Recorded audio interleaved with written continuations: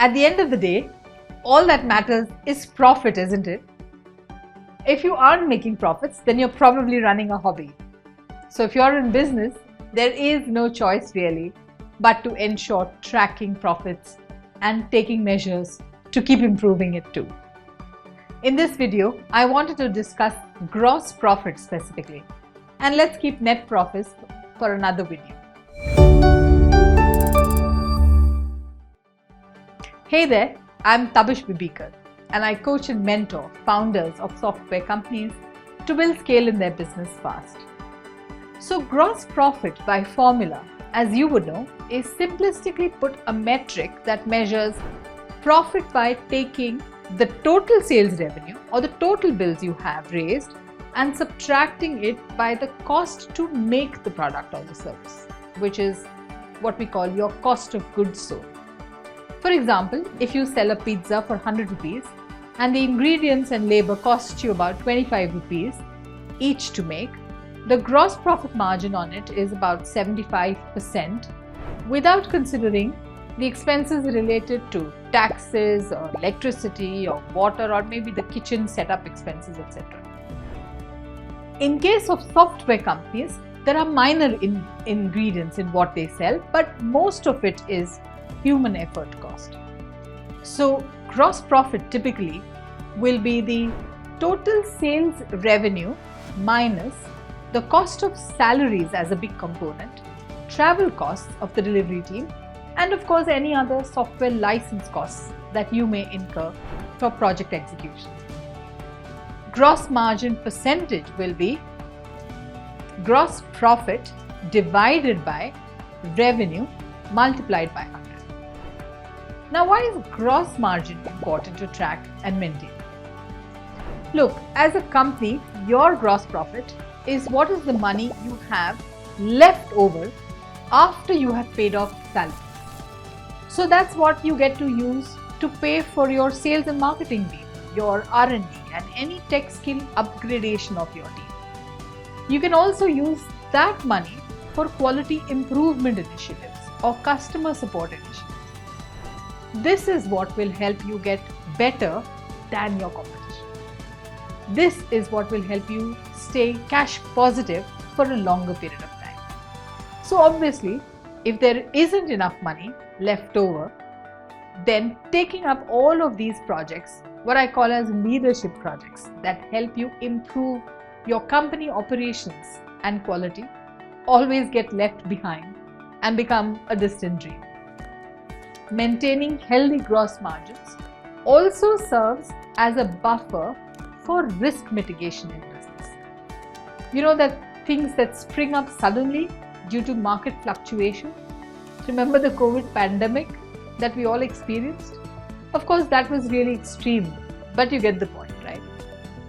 All companies that did have buffer funds available survived, whereas those that didn't fell off the runway and had to be shut down. So I think you've got the point, right, of why you need to focus on your margins and get it to grow steadily and consciously. As a coach, I always hear business owners complaining that gross margin is really not something they can influence because it's what the market is willing to pay money minus the salaries that their employees always keep demanding. Given that pricing is always under pressure and salaries are always on the increase, gross margins are always on the decline is what, I hear arguments about. My experience is that all entrepreneurs who believe they can do nothing about it actually don't land up doing anything about it at all. Whereas those entrepreneurs who believe this is very important and in their control actually start taking charge and slowly and steadily keep pushing the needle in their favor. So let's look at what can be done to improve your gross margins. Actually, there are a whole lot of things that can be done. Now, I can't explain every bit in detail here as the video will literally run into about 8 hours or so. So I'll just give you some top line tips. Okay. First one, most importantly, optimize your pricing strategy. If you have a niche business, then it's likely that you can charge premium prices for that product or service. If you don't have a niche or a USP, then create one, please. It's super important. You cannot create a long-term business if you have nothing special about it. Second, calculate your delivery rate considering a target gross margin percentage to achieve. I mean, substitute the salary cost and gross margin targeted percentage in that formula that I shared earlier in this video to calculate what should be your billing rates. If you get stuck, reach out to me and I will coach you using specific templates and guidelines to help you create a detailed rate card for your business. This will help you set your benchmarks correctly. I've realized a number of companies have their pricing all done wrong. Carefully manage and control your delivery costs. Track every single project to ensure you have the right pyramid structures of senior people versus junior team members on that project. Some projects may be operating at very good margins, but others could be completely draining you out. So watch out. Optimize project schedules also to ensure everyone is utilized effectively.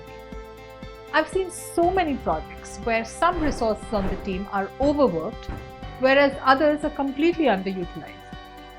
Get to the bottom of this issue. Reduce rework in projects and across the company. Become a defect ninja and see how defects can be caught well before they are found by the QA team at the fag end of the development phase. Sixth, invest in technology and tools and automation. For example, stop tracking bugs and issues please in Excel files and emails also. They must be all available in a single tool across the company and accessible to the client too. What's the point in having marathon meetings only to explain what the defect or issue is all about and why you need them to be fixed, when you can create a proper process for it one time and then get everybody to follow it smoothly so you can build more leverage. Optimize project management and resource allocation to minimize wasted time and effort.